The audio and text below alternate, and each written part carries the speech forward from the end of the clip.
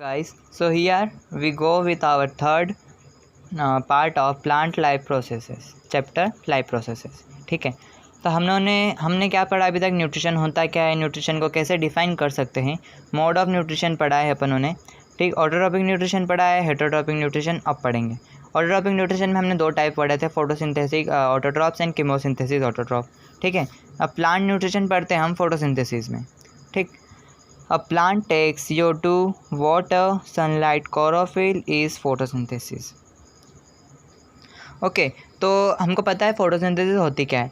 अब photosynthesis is a type of reaction which in which green plant make their own food by taking CO2, water, sunlight, chlorophyll and other. ठीक है, so this process is called photosynthesis.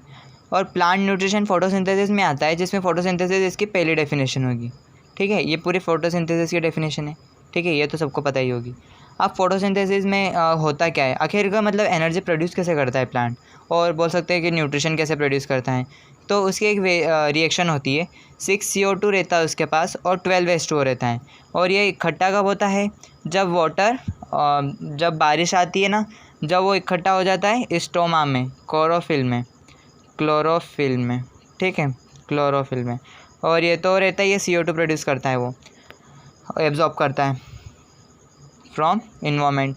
ठीक है, तो जब ये दोनों की रिएक्शन होगी सनलाइट और क्लोरोफिल से, इसको फोटोसिंथेसिस बोलते हैं।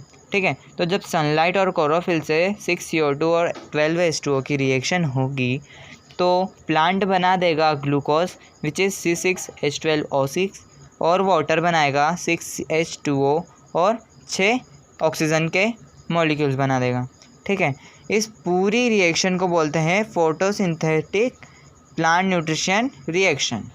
ओके, न्यूट्रिशन रिएक्शन, तो ये यहाँ हो जाता है इम्पोर्टेंट।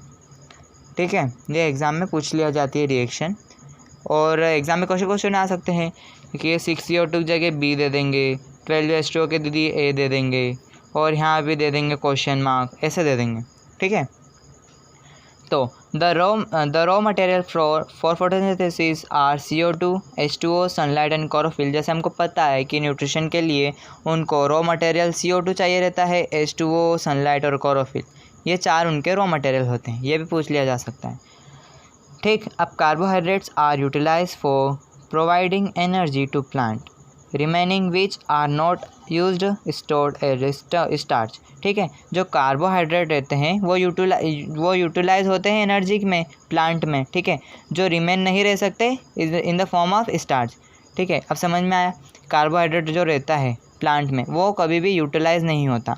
ठीक है, वो कभी भी एनर्जी प्रोवाइड नहीं करता। ठीक है, वो स्टार्च के रूप में स्टोर रहता है।